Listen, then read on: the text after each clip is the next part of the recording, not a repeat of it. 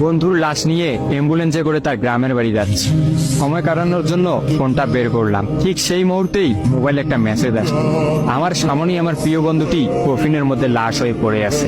Message করেছে আমার সেই মৃত ফ্রেন্ডের গার্লফ্রেন্ড অবন্তী। আমি মেসেজগুলো পড়া শুরু করলাম। ফাহাদ, আমাকে মাফ করে দিও। আমি যেই বাবার চোখের দিকে তাকিয়ে কখনো কথা বলতে পারিনি, সেই বাবা যখন অসহায়ের মতো আমার সামনে দুই হাত জোড়ে কান্না শুরু করতে লাগলো, তখন সেই বাবার ভালোবাসার কাছে আমাদের ভালোবাসা হার মেনে গেল। তাই আজ 11 দিন ধরে আমি অন্য মানুষের স্ত্রী। তোমাকে কথা দিয়েছিলাম জীবনের শেষ সময় পর্যন্ত তোমার সঙ্গে থাকবো। আমার সব সময় ভয় হতো যে তুমি আমাকে কষ্ট দেবে, হয়তো আমাকে ছেড়ে অন্য কাউকে বিয়ে করবে। অথচ দেখো, আমি তোমাকে কষ্ট দিলাম, আমি তোমাকে রেখে অন্য পুরুষকে বিয়ে করে ফেললাম।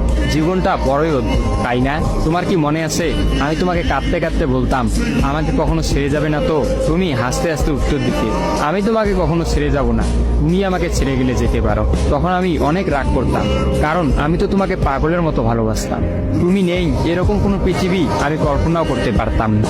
অথচ দেখো, আজ অন্য কেউ হচ্ছে আমার স্বামী। রোজ তার সাথেই আমাকে ঘুমাতে হয়, ঘুম থেকে উঠে তার মুখটাই আমাকে দেখতে। মানুষের জীবন এমন কেন যে যাকে চায় যদি তাকে পায়?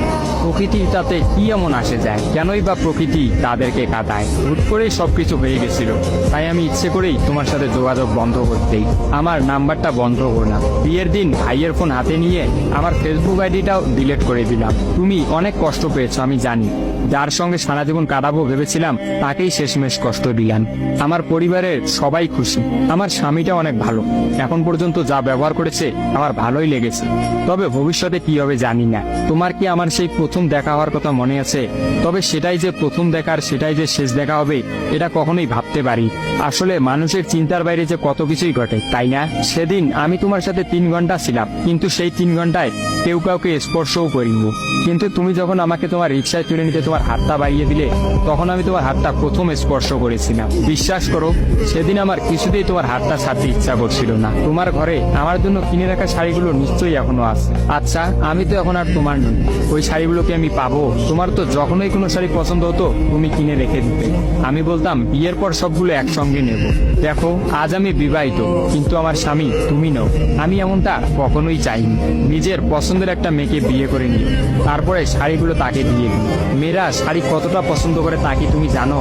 যদি না জেনে থাকো তাহলে বিয়ের পর তোমার বউকে দিয়ে উপলব্ধি করে নিও। তোমার সাথে আমার অনলাইনে পরিচয়, তাই চিন্তা করেছি কোনোদিনও বেঁচে থাকতে আর অনলাইনে যাব না। আমার নাম্বারটাও বন্ধ করে দিয়েছি।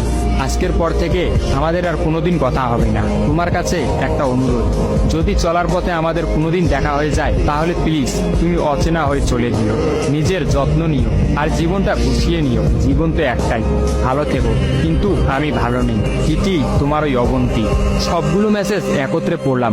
আমার সামনে চিরনিদ্রায় শুয়ে আছে ফাহাদ। অবন্তী পরপর 5 দিন অনলাইনে আসেনি এবং ফাহাদের সাথে কোনো যোগাযোগ করেনি। তখন এক রাতে অফিস থেকে ফিরে ফাহাদ রাগ করে তার ফোনটা আসার গিয়ে ভেঙে ফেলে। ভাঙা মোবাইল আর ঠিক করা হলো না। ফাহাদ তার সিমটা আমার ফোনে ইনস্টল করে। জরুরি কোনো কল এলেই একমাত্র ফাহাদকে দিতাম। আর ফাহাদ রাগ করে বলল, যতদিন না পর্যন্ত অবন্তী আমাকে SMS করে ততদিন পর্যন্ত আমি আর নতুন ফোন কিনবো না। মোবাইল ভাঙার 2 দিন পরেই ফাহাদের প্রচন্ড জ্বর আসে। একদিনের মধ্যেই ফাহাদকে হাসপাতালের মধ্যে ভর্তি করলাম। ডাক্তার পরীক্ষা নিরীক্ষা করে বলল ফাহাদের ডেঙ্গু জ্বর হয়েছে। তবে চিন্তার কোনো কারণ নেই, ডাক্তারের কথা বিশ্বাস করেছিলাম। কিন্তু ডাক্তার তো সবকিছুর খবর জানেন না, যিনি জানেন তিনি হচ্ছেন সৃষ্টিকর্তা। ফাহাদের হতো এই জ্বরকেই মৃত্যুর একটা ওসিলা বানিয়েছিলেন। যেই ডাক্তার বলেছিল চিন্তার কোনো কারণ নেই, আজ সকালে সেই ডাক্তারই ফাহাদকে মৃত ঘোষণা করলো। ফাহাদের আর জানা হলো না অবন্তীর কথা। আমিও অনেক ভেবে সিদ্ধান্ত নিলাম অবন্তীকে আর ফাহাদের মৃত্যুর খবরটা জানাবো না। অবন্তী যদি আর সত্যি অনলাইনে না আসে আর সেই পুরোনো সিমটা ইউজ না করে, তাহলে সে ফাহাদের মৃত্যুর খবর কখনোই জানতে পারবে না। কি বা লাভ এই সত্য সংসার জীবন শুরু করা মেয়েটাকে কষ্ট দিয়ে? অথচ আমি ভাবলাম সে হয়তো ভাববে ফাহাদ অনেক ভালো আছে। কোনো একদিন শাড়ি পরতে গিয়ে হয়তো অবন্তী ফাহাদের কথা চিন্তা করে।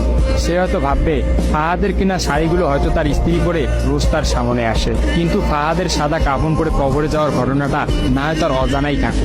আমি ফাহাদের নাম্বার থেকে অবন্তীর ফোনে একটা মেসেজ দিলাম, আমার জন্য ভেবো না, স্বামীর সাথে নিজেকে মানিয়ে নেওয়ার চেষ্টা করো। বিবাহ বন্ধন জীবনের সবচেয়ে বড় একটা বন্ধন, ভালো থেকো আর স্বামীকে ভালোবেসো। অবন্তী রিপ্লাই দিল, এত সহজে ক্ষমা করে দেওয়ার জন্য অনেক ধন্যবাদ, আর মেসেজ দিও না, বিদায়, চির বিদায়। আমিও মোবাইলটা পকেটে রাখলাম।